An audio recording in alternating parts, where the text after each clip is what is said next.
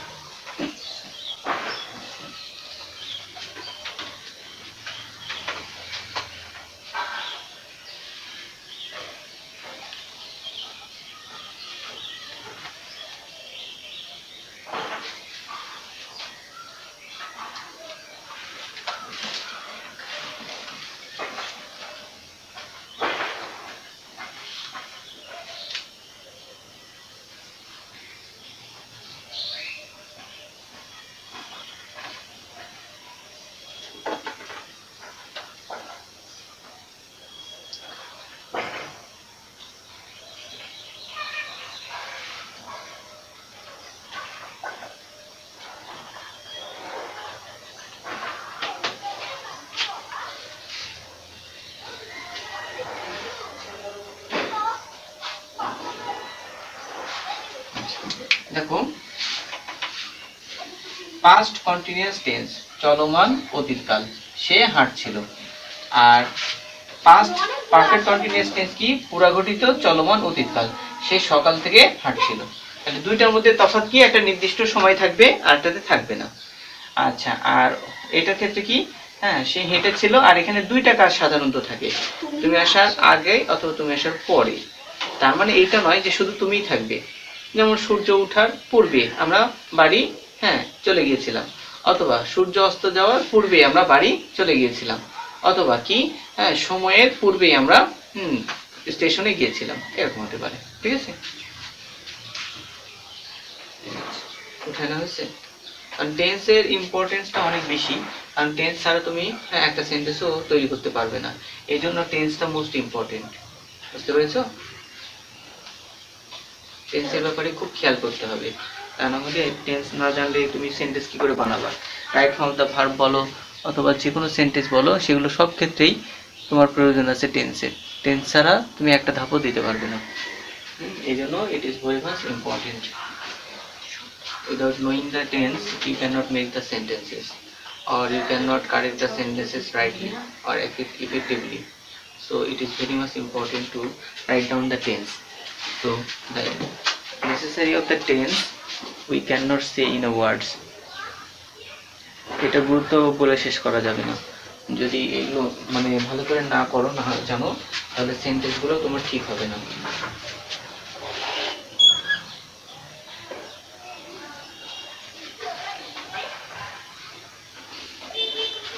লেখা হয়েছে?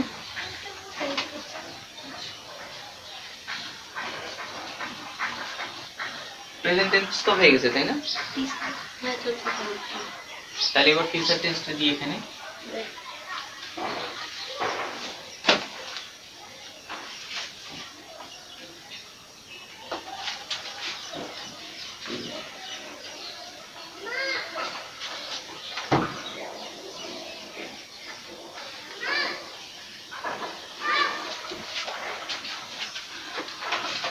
দেখো ফিউচার টেন্স আবার চার প্রকার।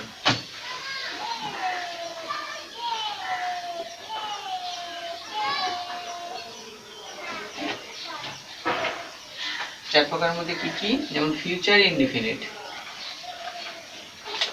ফিউচার ইনডিফিনিট কি? অনির্দিষ্ট ভবিষ্যৎকাল। যেমন সে হাঁটবে। তারপরে ফিউচার পারফেক্ট কন্টিনিউয়াস টেন্স, পুরাঘটিত ভবিষ্যৎকাল, তাহলে সে কি? হেঁটে থাকবে।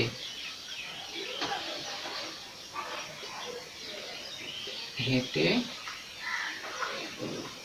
থাকবে। হ্যাঁ, আচ্ছা। আর ফিউচার কন্টিনিউয়াস টেন্স কি? চলমান ভবিষ্যৎকাল, সে হাঁটতে থাকবে।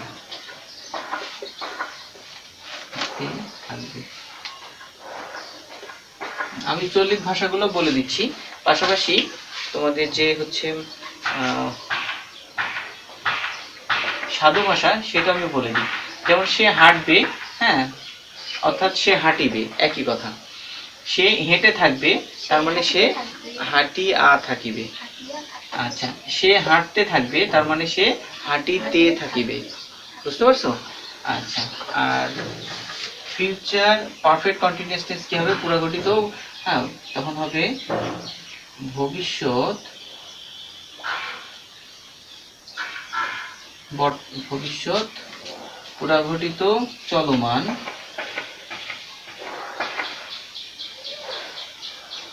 ভবিষ্যৎ কাল। যেমন সে সকাল থেকে হাঁটতে থাকবে।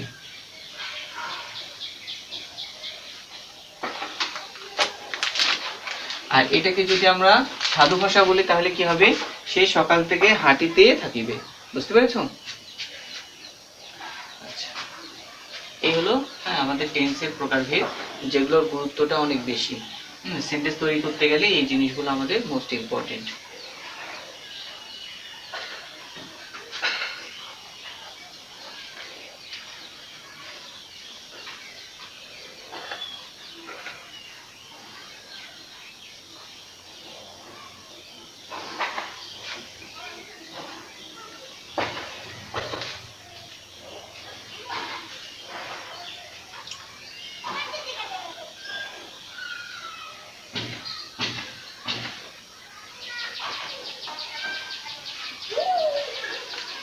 Listen, give here number A, number B and number C. এখানে আমরা A B C দিলে অনেক ভালো হবে। তাহলে দেখো প্রত্যেকটাতে আবার প্রকারভেদ কিন্তু আলাদা আলাদা হয়ে আসতেছে। প্রেজেন্ট ইনডিফিনিটকে আমরা ভাঙছি এর আগে, এবার তারপরে পাস্ট টেন্সকে ভাঙছি এবং পরে ফিউচার টেন্সকে ভাঙলাম।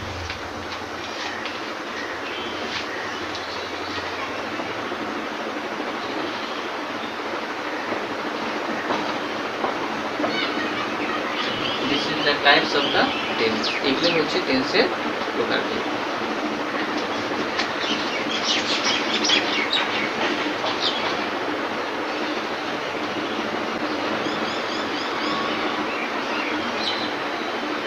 এখন আমরা আবার প্রত্যেকটা টেন্সকে হয়তো দেখা যাচ্ছে একটা বাক্য দিয়ে 12টা টেন্স বানানোর চেষ্টা করব, তাহলে আমাদের কাছে টেন্স আর কঠিন লাগবে না। বুঝতে পেরেছো? So it is very much helpful for you to develop your skill in Bangla to English, because the context in the Bangladeshi people or the subcontinent of India, this part, for example Kolkata, they are using the Bangla language, and most of the time they are feeling the problems of the translation, how to make the translation Bangla to English. So in this way we can understand that if we identify the sentence or classify the sentences in different 12 sentences in the tense, then it is very much easy for you. Otherwise you cannot read these sentences very easily. So develop your skill and you will practice more and more, then you can easily understand the Bangla context of the tense.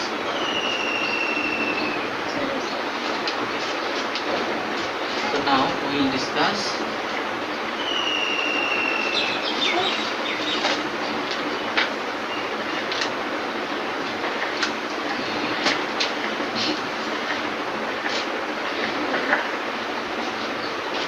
past tense. Complete লেখা শেষ হয়েছে তোমার?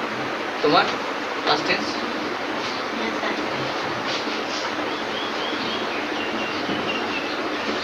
Future tense এটা লেখাতে লেখো। দেখো আমরা প্রথমে প্রেজেন্ট ইনডিফিনিট টেন্স বলছিলাম, তাই না? তাহলে প্রেজেন্ট ইনডিফিনিট টেন্স,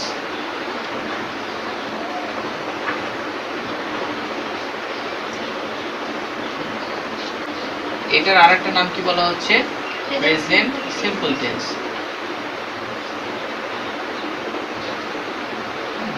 আচ্ছা, একই দুইটা, এইটাকে বলা হচ্ছে অনির্দিষ্ট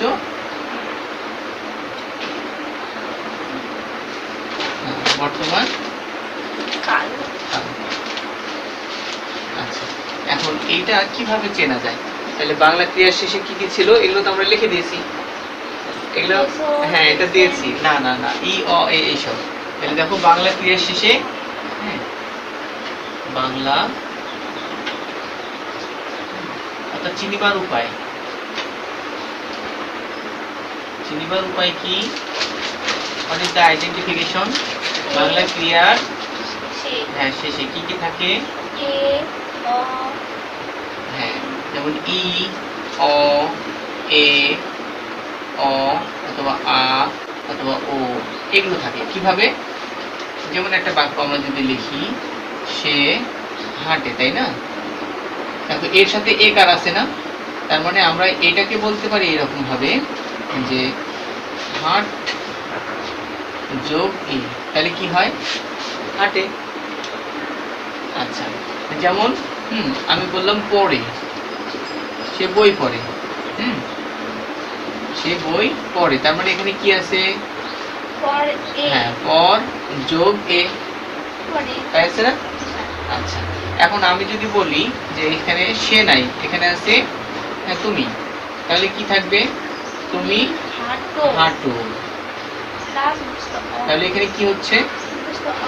হ্যাঁ, তার মানে এর মধ্যে হচ্ছে ও কার আছে, মানে এ কার আছে, আর একটা হচ্ছে আকার আছে, তাই আছে না? তাহলে এ কার কি দিয়ে হয়? এ দিয়ে হয়, আর আকার কি দিয়ে হয়?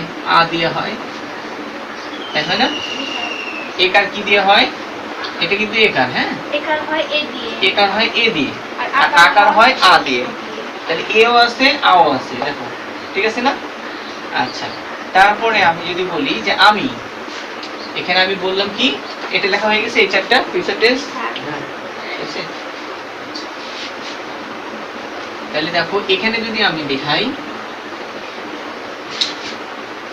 যে আমি, আমি হাঁটি, তাহলে এখানে কি আছে? রস্বীকার কিসে হয়? হ্যাঁ, এই রস্বীকারটা কি দিয়ে হয়? এটা মানে কি? এটা না, ই। আচ্ছা, তাহলে যেমন হাঁটি টয়স্বীকার আছে, তার রস্বী হস্বীকার আছে, তাহলে ইও আছে, নাকি এর মধ্যে ইও আছে, ঠিক আছে? বুঝতে পারছো এখানে?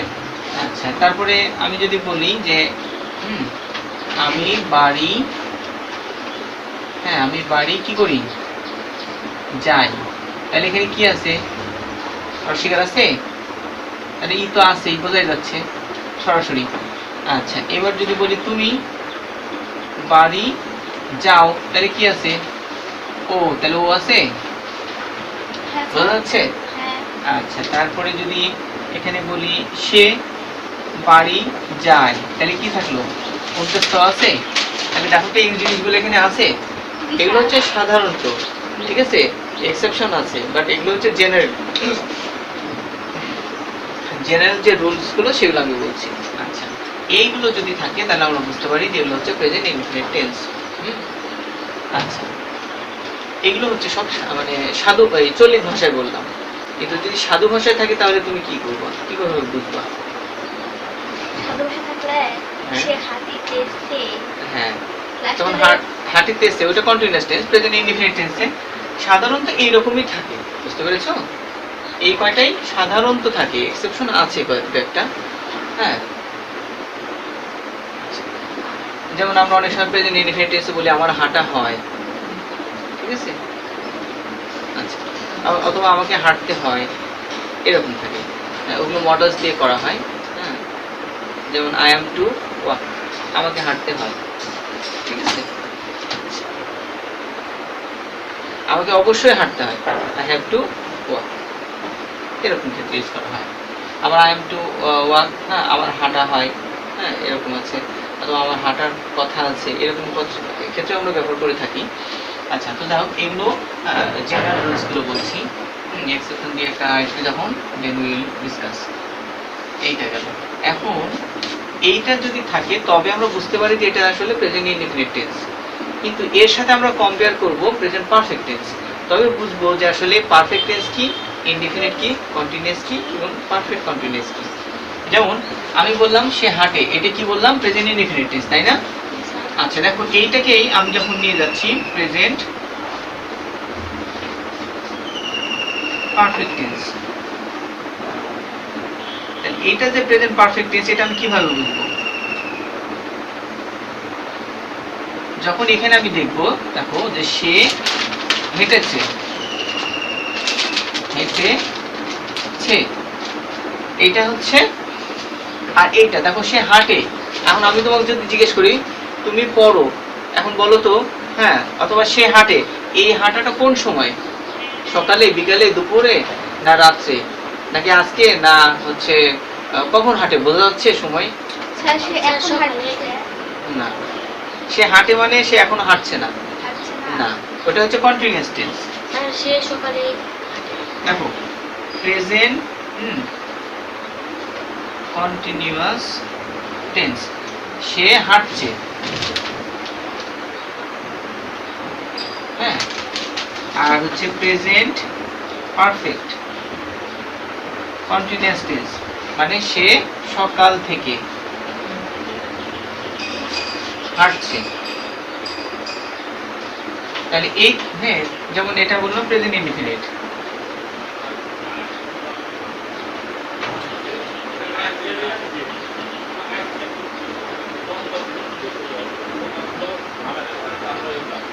সে হাঁটে, দেখো সে হাঁটে, সে হেঁটেছে, সে হাঁটছে, সে সকাল থেকে হাঁটছে, চারটা টেন্সে আমরা ব্যবহার করলাম। কিন্তু এখানে পার্থক্যটা কি খেয়াল করে দেখো তো। যেমন আমি তোমাকে বলছি তুমি এখন কি করছো, আমি লিখছি, তাই বলবো না? আচ্ছা, তার মানে এই কাজটা কি শেষ করেছো? এখন আমি তোমাকে বললাম যে তুমি তো বললা যে তুমি লিখছো, কিন্তু আমি তোমাকে জিজ্ঞেস করলাম তুমি কতক্ষণ থেকে লিখছো? তাহলে 5 মিনিট অথবা 10 মিনিট, তাই বলবা, অথবা আধা ঘন্টা, যাই হোক তুমি লিখছো, কখন থেকে আমি জানি না, সেটা হতে পারে এরকম কিছু। আচ্ছা, তাহলে এখন তুমি হাঁটছো, আর তুমি সকাল থেকে হাঁটছো, অথবা তুমি 1 ঘন্টা ধরে হাঁটছো, এই দুইটা সময়, এই দুইটা টেন্সের মধ্যে আমরা যেহেতু বলছিলাম যে টেন্স মানে হচ্ছে ক্রিয়ার কাল, এখানে ওয়াক মানে হাঁটা, এই হাঁটাটা কতটুকু কাজ হচ্ছে সেটা এখানে বোঝাতে চাইছে, এই সময়টা কতটুকু ধরে হচ্ছে, তাই নয় কি? আচ্ছা, সে হাঁটছে, দেখো তো সে হাঁটছে, এটা কতক্ষণ থেকে হাঁটছে বোঝা যাচ্ছে? এর মধ্যে আছে সে হাঁটছে, হ্যাঁ, কতক্ষণ ধরে হাঁটছে কিন্তু জানা নাই, এখানে এই সেন্টেন্সে বোঝা যাচ্ছে।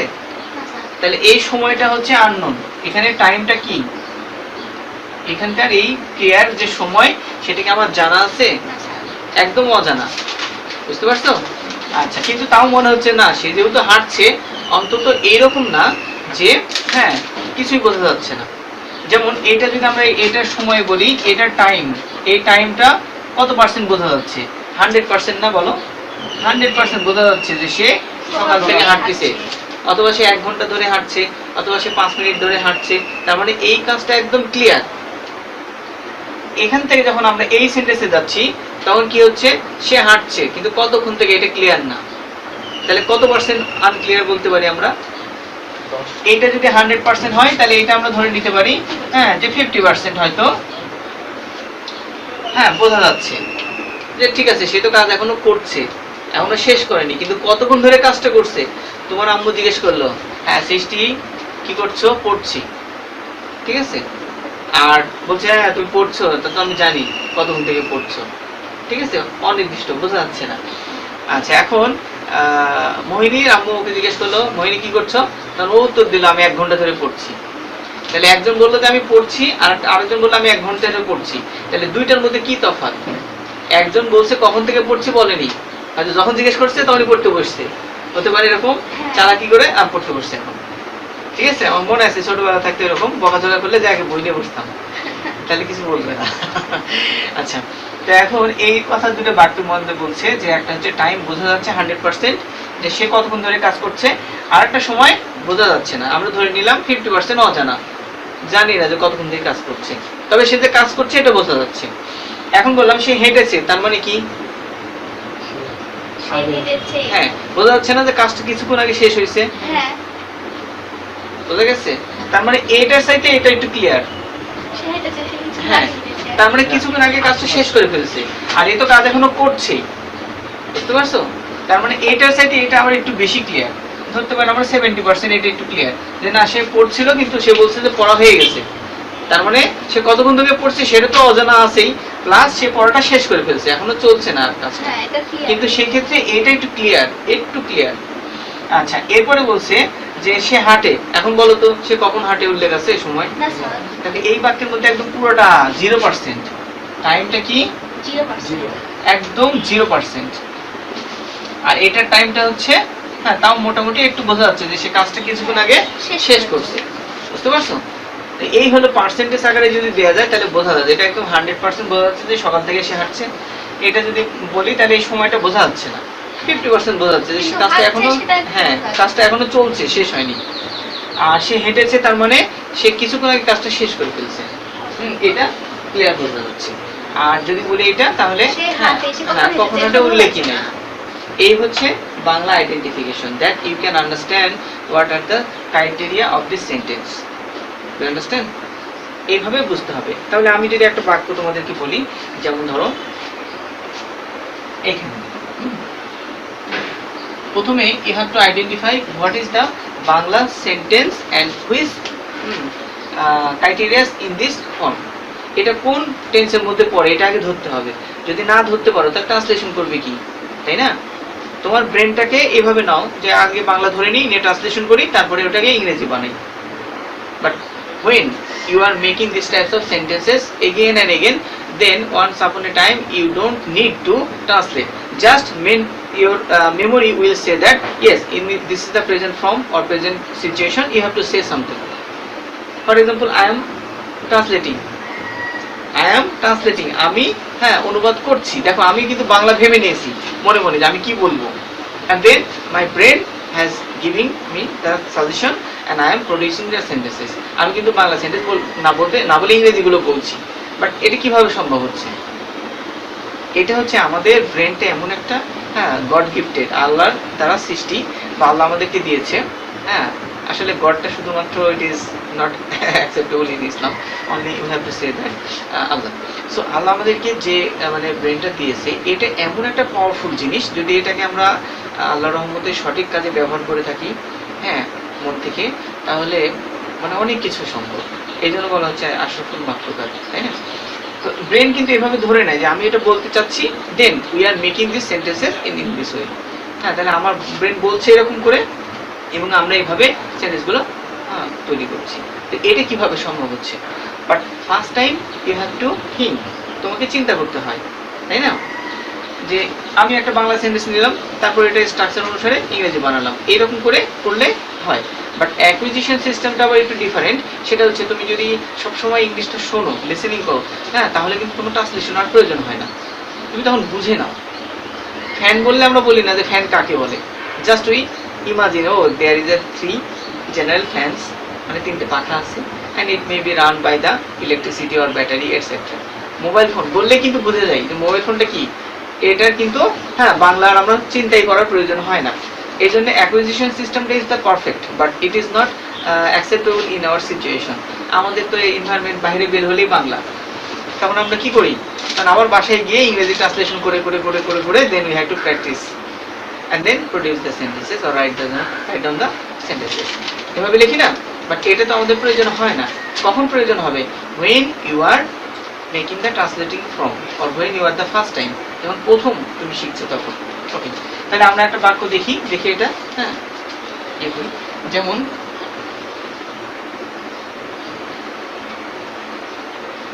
মেয়েটি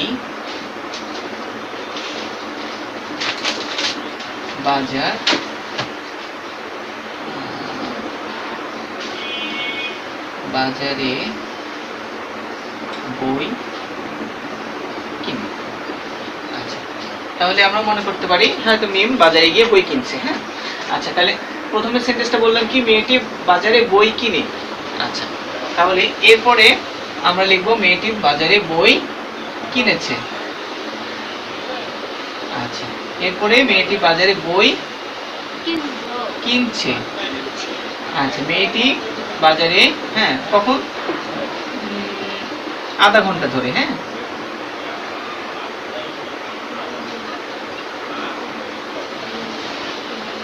আধা ঘন্টা ধরে বাজারে বই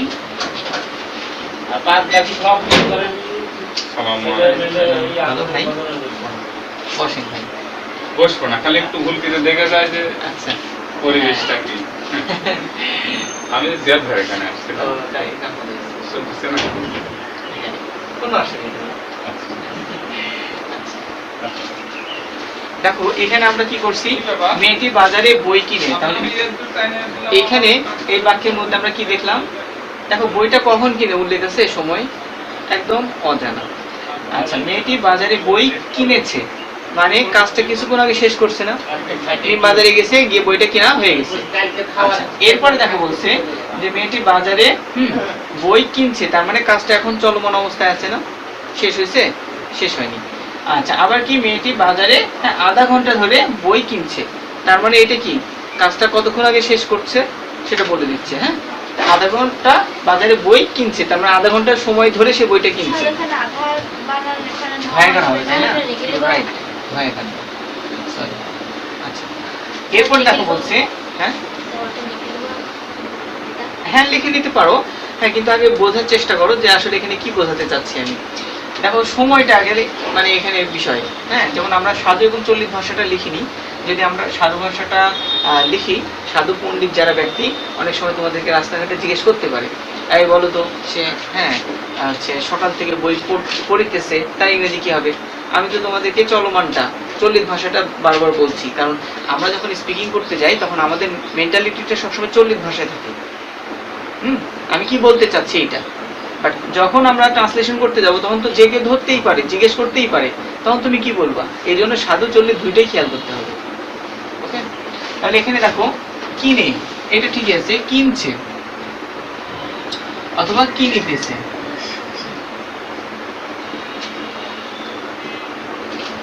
আর এটা হচ্ছে, সরি এটা হচ্ছে কিনেছে হবে, কিনেছে, হ্যাঁ কিনে কিনেছে। আর এটা হচ্ছে কিনছে, কিনিতেছে, এটা হবে, এটাও তাই।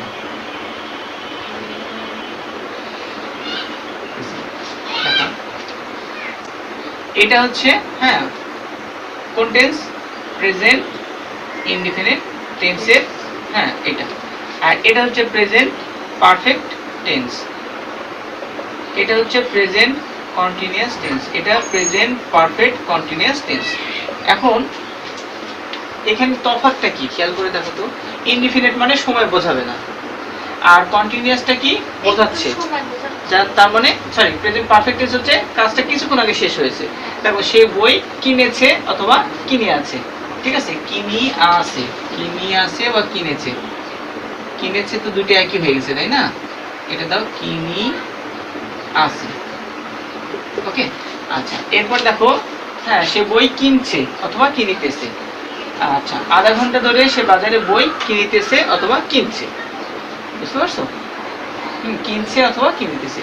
এই যে তফাৎটা বললাম, এই তফাৎটা হচ্ছে সাধু আর চল্লিশ ভাষা, কিন্তু মূল জিনিসটা কিন্তু আমাদের যেমন ছিল এরকমই আছে। দেখো প্রথমটা কি, হাটে, কখন হাটে, বই কখন কিনে, উল্লেখ নাই, সময় আছে। আচ্ছা, তারপরে সে বই কিনেছে বা কিনিয়েছে, তার মানে কিছুক্ষণ আগে কাজটা করেছে। তোমাকে যদি বলো এই ভাত খেয়েছো, হ্যাঁ খেয়েছি, ঠিক কিনা, তার মানে একটু আগে খেয়েছি, তাই বলো না, এই কি করছো, পড়েছি, আমি খেলবো, এরকম অর্থে ব্যবহার করে থাকো। তো এইরকম হচ্ছে হ্যাঁ এটা। আবার দেখো সে কি বলছে, যে সে বই কিনিতেছে বা কিনছে। আচ্ছা, তাহলে আমি এবার একটা এক্সারসাইজ দিই, তোমরা বলো তো হ্যাঁ যে কোনটা কোন টেন্সে যাবে, ঠিক আছে। যেমন আমি একটু মুছে দিলাম, দিয়ে বাক্য বানাতে দিই, যেমন রহিম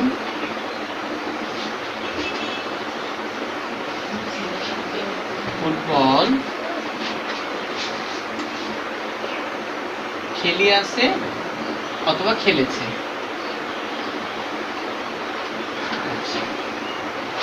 নাম্বার 2, রহিম ফুটবল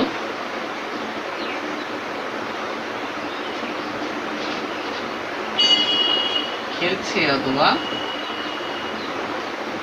খেলিতেছে। রহিম ফুটবল খেলেছে অথবা খেলবে না না খেলছে খেলি আছে। খেলি আছে আচ্ছা যেমন এটা দিলাম আহ,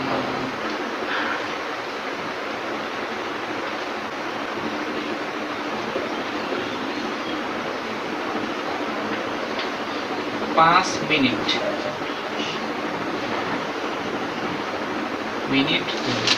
ঠিক আছে রহিম 5 মিনিট ধরে খেলছে অথবা খেলিতেছে। হ্যাঁ, এবার আমাকে বলো এই প্রথমটা কোন টেন্স? স্যার পুরটা প্রেজেন্ট ইনফিনিট টেন্স আচ্ছা প্রেজেন্ট ইনডিফিনিট টেন্স, এটা বলেছে প্রেজেন্ট ইনডিফিনিট টেন্স হয়নি। বলো কোন টেন্স হবে?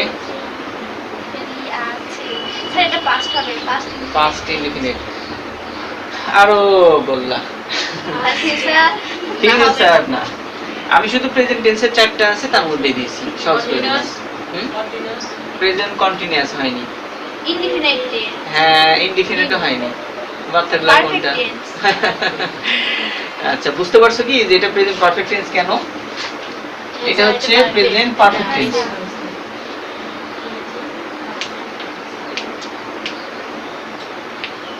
এখন বলো তো প্রেজেন্ট পারফেক্টটা হওয়ার কারণ কি? দেখো খেলি আছে, দেখো আমরা লিখেছিলাম হেঁটেছে অথবা হাঁটে আছে, দুইটাই হয়। দেখো হাঁটে আছে বা হেঁটেছে, খেলি আছে বা খেলেছে, মিল আছে। অর্থাৎ প্রেজেন্ট পারফেক্ট টেন্সের শেষে ক্রিয়া শেষে কি থাকে? আছো আছি আছেন। কি থাকে? হ্যাঁ আছো আছি আছি হ্যাঁ আছেন। আচ্ছা কারণ প্রতিটা টেন্স নিয়ে আবার যখন বিস্তারিত আলোচনা করব হ্যাঁ তবে কেন এটা তোমাদের কাছে সহজ হবে। যখন সবগুলো টেন্স এক জায়গায় নিয়ে আসবো তখন পার্থক্য বুঝতে পারবে। কিন্তু আসলে একটু মনে রাখাটা কঠিন হয়ে যায়, কিন্তু আসলে কঠিন না, if you practice it is very easy. আচ্ছা এরপরেরটা দেখো, হ্যাঁ এটা কন্টিনিউয়াস টেন্স না, হ্যাঁ ইনডিফিনিট না হচ্ছে পারফেক্ট কন্টিনিউয়াস, কোনটা হবে? এই তিনটা দুই নম্বরটা, হ্যাঁ খেলছে। স্যার এটা কন্টিনিউয়াস টেন্স গুড, এই দেখো ধরে ফেলছি, এটা হচ্ছে প্রেজেন্ট হ্যাঁ কন্টিনিউয়াস টেন্স। তাহলে প্রেজেন্ট কন্টিনিউয়াস টেন্সের শেষে কি থাকে? সে স সি অথবা তেসি তেসো তেসেন। হ্যাঁ সে স সি অথবা তেসি তেসো তেসেন, তেসি অথবা তেসো তেসেন, তেসো তেসেন অথবা ছ ছি সেন। ঠিক আছে, এই এগুলো নিয়ে বিস্তারিত আমরা আলোচনা করব, ঠিক আছে। কিন্তু আগে পার্থক্য ধরতে হবে যে এটা প্রেজেন্ট ইনডিফিনিট কেন, এটা হ্যাঁ ইনডিফিনিট কেন, এটা হচ্ছে কন্টিনিউয়াস কেন, এগুলো কিন্তু প্রতিটা আলাদা করে আলোচনা করব। জাস্ট আমি বোঝাতে চাইছি যে আসলে টেন্সটা এরকম করে আলাদা করতে হবে, কেন করতে হবে, তবে তুমি বুঝতে পারবা যে আসলে কোন টেন্স কি অর্থ বোঝাচ্ছে। মানে আমি দেখছি ম্যাক্সিমাম এই জিনিসগুলো যখনই আমরা টেন্সগুলো নিয়ে আলোচনা করতে যাই তখন সবগুলো হিজিবিজি পেকে যায়। যেমন এটা মনে হয় পারফেক্ট, এটা মনে হয় কন্টিনিউয়াস, এটা মনে হয় ইনডিফিনিট, এটা মনে হয় পারফেক্ট কন্টিনিউয়াস, আবার মনে হচ্ছে এটা ফিউচার, এটা মনে হয় পাস্ট। এই যে একটা দ্বিধা, এটা হওয়ার কারণটা কি? এটার কারণটা হচ্ছে এটা আমি যখনই এই মানে জিনিস নিয়ে আলোচনা করি না কেন, এটা মানে লোয়ার লেভেল বা এসএসসি লেভেল পর্যন্ত এটা আসলে একটু কনফিউজই থেকে যায়, ঠিক আছে। কিন্তু যখন একটা একটা করে টেন্স ধরি তখন ওইটা বেশি ইজি হয় তোমাদের কাছে, ঠিক আছে। এবং ওইটা মানে মেমোরাইজেশন করার পরে যখন এক্সারসাইজে আসা যায় তখনই কিন্তু ব্রেন বুঝতে পারে, তা না হলে কিন্তু ধরতে পারে না যে এটা ইনডিফিনিট নাকি। বুঝতে পেরেছো? আচ্ছা তারপরে আমরা চেষ্টা করে দেখি। হ্যাঁ এরপরে দেখো এখানে তাহলে পারফেক্ট কোনটা? ইনডিফিনিট টেন্স হবে 3 নাম্বার। 3 নাম্বারটা হচ্ছে পারফেক্ট টেন্স। হ্যাঁ পারফেক্ট কন্টিনিউয়াস। দেখো খেলেছে, খেলে আছে, খেলেছে, দুইটা একই দিয়েছি আমি, খেয়াল করছো? এটা আর এটা একই, এটা আর এটা একই সেম। আচ্ছা তারপর তারপর এটা হলো ইনডিফিনিট। পারফেক্ট কন্টিনিউয়াস হ্যাঁ এটা দেখো বোঝা একদম সহজ হয়ে গেছে যে একটা নির্দিষ্ট সময় থাকে। সময় উল্লেখ করে দেওয়া হয়েছে। হ্যাঁ 3 দিন থেকে বৃষ্টি হচ্ছে, তার মানে কি এটাও পারফেক্ট কন্টিনিউয়াস। এই হলো বিষয়। এখন এটা আসলে মোস্ট ইম্পর্টেন্ট ছিল যে আমরা টেন্সটা ধরার জন্য এটা। আচ্ছা এরপরে প্রতিটা টেন্সই আলোচনা করতে হবে, হ্যাঁ, তা না হলে এটা তোমার কাছে ক্লিয়ার হবে না। যখন তফাৎ নেব তখন তুমি এটা বুঝতে পারো। যখন তুমি একটা টেন্স ভালো করে জানবা ইনডিফিনিটটা, তখন তুমি কিন্তু পারফেক্ট সম্পর্কে আইডিয়া আসবে, ঠিক আছে? আবার যখন তুমি ইনডিফিনিট এবং প্রেজেন্ট পারফেক্ট টেন্স এই দুইটা যখন মানে জানবা, তখন কিন্তু কন্টিনিউয়াস টেন্স তুমি জানতে পারবে। এরকম ভাবে একটা একটা করে বুঝবা।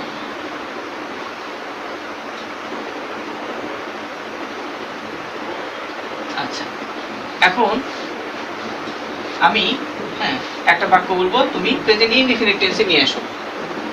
যেমন ধরো সে কবিতা আবৃত্তি করছে, এটাকে প্রেজেন্ট ইনডিফিনিট টেন্সে নিয়ে যাও, তাহলে কি হবে? সে কবিতা আবৃত্তি করে। গুড, এই দেখো ধরে দিচ্ছি। তখন এটা হবে সে কবিতা আবৃত্তি করে। হ্যাঁ করে হবে। আচ্ছা আমি আবার বললাম যে তুমি হ্যাঁ কবিতা আবৃত্তি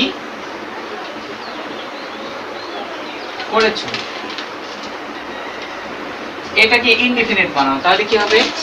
তুমি কবিতা আবৃত্তি করো। হ্যাঁ তুমি কবিতা আবৃত্তি করো। হ্যাঁ করো। গুড, তখন এটা হবে না, ঠিক আছে? তখন এইরকম হবে। আচ্ছা আমরা কবিতা আবৃত্তি হ্যাঁ করছি। আমরা কবিতা হ্যাঁ তাহলে কি হবে? করি। হ্যাঁ আমরা কবিতা আবৃত্তি করি, এই তো ধরে ফেলছো, বুঝতে পেরেছো? এই হচ্ছে প্রেজেন্ট হ্যাঁ ইনডিফিনিট। আচ্ছা এবার মোহিনী বলো।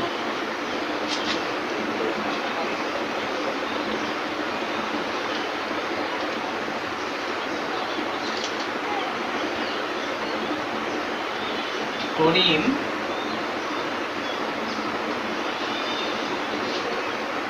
টিভি দেখছে, এটা প্রেজেন্ট ইনডিফিনিট বানাও। করিম টিভি দেখে। গুড, এটা বই ধরে ফেলছে, বুঝতে পেরেছো? এখন বাদ আছে কি? নাফিস। নাফিস। আচ্ছা এবার বললাম করিম না বলে দিলাম তুমি টিভি দেখেছো, হ্যাঁ কি হবে বলো? দেখো। হ্যাঁ এটা বইও ধরে ফেলছে, তুমি টিভি দেখো, তাহলে এই টেন্সের নাম কি? Present indefinite tense. এবার তুমি বলো তারা টিভি দেখেছে, প্রেজেন্ট ইনডিফিনিট টেন্স বানাও। দেখে হ্যাঁ এই তো ধরে ফেলছে। গুড, তাহলে তোমরা সবাই এই জিনিসটা একদম ইজি হয়ে গেছে, আর সমস্যা নেই। এখন আমাদের জানতে হবে স্ট্রাকচার। তাহলে প্রেজেন্ট ইনডিফিনিট টেন্সের স্ট্রাকচার কি? প্রেজেন্ট ইনডিফিনিট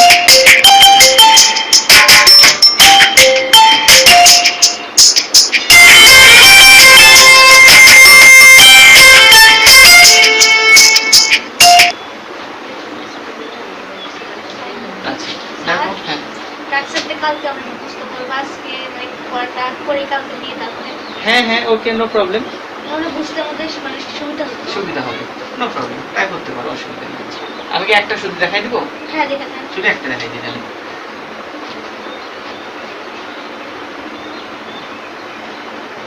তাহলে প্রেজেন্ট ইনডিফিনিট টেন্সের স্ট্রাকচার সাবজেক্ট প্লাস ভার্বের প্রেজেন্ট ফর্ম প্লাস অবজেক্ট, আমরা এটা বলে থাকি সবসময়। এটা হচ্ছে ইংলিশ সেন্টেন্সের ক্ষেত্রে, হ্যাঁ, কিন্তু বাংলায় খেয়াল করে দেখো সে বই পড়ে, প্রথমে দেখো সাবজেক্ট, তারপরে অবজেক্ট, তারপরে দেওয়া আছে ভার্ব।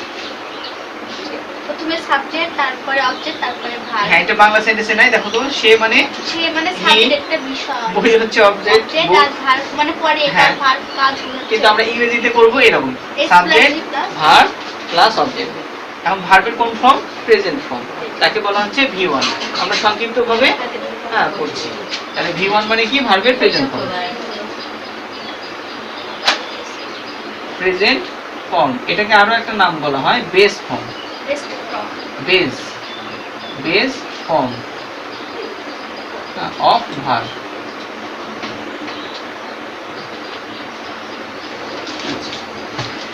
তাহলে এটাকে যখন আমরা ট্রান্সলেশন করব, সে ইংরেজি আমরা জানি হি, আর বই যেহেতু বই বোনা যায় তার মানে এ বুক, আর পরে হচ্ছে রিড। ঠিক আছে, তাহলে এখন এটা তো আছে কি বাংলা, এটাও বাংলা। ঠিক আছে, বাট আমাদেরকে করতে হবে কি ইংরেজি। ইংলিশের স্ট্রাকচার তো আমরা জানি যে এটা দেওয়া আছে। ঠিক আছে, তাহলে প্রথমে কি লিখবো হি, তারপরে কি লিখবো ভার্ব। তাহলে ভার্ব কোনটা, এই যে এটা, হ্যাঁ, তাহলে রিড। তারপরে একটি বই, তাহলে হবে এ বুক। কিন্তু যদি সাবজেক্ট যদি থার্ড পারসন সিঙ্গুলার নাম্বার হয়, কি কি সাবজেক্ট যদি থার্ড পারসন সিঙ্গুলার নাম্বার।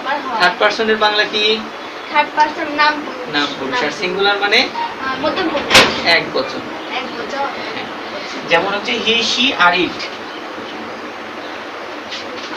এই তিনটা। আর যদি any one noun, N one, তার মানে একটা নাউন থাকে, যে কোনো একটা নাউন থাকে, তাহলে কি হবে এই মূল ভার্বের সাথে এস হয়, কখনো ইএস হয়, কখনো আই ই এস হয়, ওয়াই উঠে গিয়ে আই এস হয়। যেমন আমি যদি বলি যে সে বই পড়ি, কেমন হলো শুনতে, সে বই পড়ি, এটা হলো? কিছু ভাবতে তো তার মানে বাংলা ব্যাকরণে আমরা দেখেছি যে যদি বক্তা থার্ড পারসনকে বোঝায় তাহলে এর সাথে এ কার হয়। ঠিক আছে, তাহলে থার্ড পারসন কি, এই যে হি থার্ড পারসন না, যদি সেকেন্ড পারসন ইউ হয় তাহলে তুমি বই পড়ো, একার এবং আকার হয়, এ এবং আ হয়। আচ্ছা, তারপরে যদি এখানে আমি ফার্স্ট পারসনকে বোঝাই তাহলে আমি বই পড়ি, তার মানে ই হয়। এটা যেমন আছে এখানেও তাই, এস ইএস এবং আইএস এগুলোর কিন্তু আলাদা অর্থ নেই, এগুলোর কিন্তু আলাদা অর্থ নেই, বাট এগুলো এই যে বাক্য তৈরি করার জন্য এর সঙ্গে প্রয়োজন হয় আমাদের। ঠিক আছে, তখন এখানে আমরা এস অথবা ইএস এগুলো ব্যবহার করে থাকি। তাহলে রিডের সাথে এস হয়, আর এ বুক, এই হলো সেন্টেন্সের গঠন। তাহলে হি রিডস এ বুক, দেখো এস হতে পারে, ইএস হতে পারে, আইএস হতে পারে। বুঝতে পারছো? যেমন ফ্লাই আছে, ফ্লাইজ হয়। ঠিক আছে, আচ্ছা, গো আছে, গোজ হয়, রিড আছে, এস হয়। এটা তুমি কি করে বুঝবে? এটা বুঝবে হচ্ছে অনেকগুলো ভার্বের ব্যবহারের উপরে। ঠিক আছে, যেমন আমি বই, আমি হচ্ছে বিশ্ববিদ্যালয়ে গিয়েছি, তাহলে কখন এসি আছে, এটা কখন বুঝলাম আমরা? বুঝতে পারছো? এরকম ভাবে বাংলা যেমন আমরা ব্যবহার করে করে শিখি, এটাও তাই, যে এটা অনেক বেশি ভার্ব যখন আমরা ব্যবহার করব then it is possible to understand, তাছাড়া কিন্তু বোঝা সম্ভব নয়। যেমন আমি একটা ভার্ব বললাম যে ডগ, ডগ মানে কি ভার্ব হিসেবে? ডগ, হ্যাঁ হ্যাঁ, এটা তো নাউন, কোনো কিছু নামকে কি বলে? নাউন বলে। নাউনের বাংলা বিশেষ্য, কিন্তু এটা আবার ভার্ব, ক্রিয়াও হিসেবে ব্যবহার করা হয়। বুঝতে পেরেছো? যেমন পুলিশ চোরকে কেমন করে ধরে, কেমন করে ধাওয়া করে? Like a dog. একটা ডগকে যেভাবে, হ্যাঁ, একটা ডগ যেভাবে একজন চোরকে ধাওয়া করে, পুলিশও কিন্তু ওই চোরকে এরকম করে ধাওয়া করে। ঠিক আছে, তো সেরকম মানে অর্থে আমরা ডগ ইউজ করে থাকি। তাহলে ওই রকম একটা ভার্ব যদি আমরা ইউজ করে থাকি, তাহলে ওই ভার্বের সঙ্গে এস ইএস কিভাবে হবে, যদি ব্যবহার করি তবে তো জানতে পারবো, ব্যবহার না করলে কি পারবো? পারবো না। এই হলো বিষয়, যে আমরা এগুলো ভার্ব যখন বেশি বেশি ব্যবহার করব, then it is possible to understand where we can use s, yes or is. fly থাকলে যেমন flies হচ্ছে, হ্যাঁ, try থাকলে tries হচ্ছে, হ্যাঁ, cry থাকলে cries, cry আবার হয় না।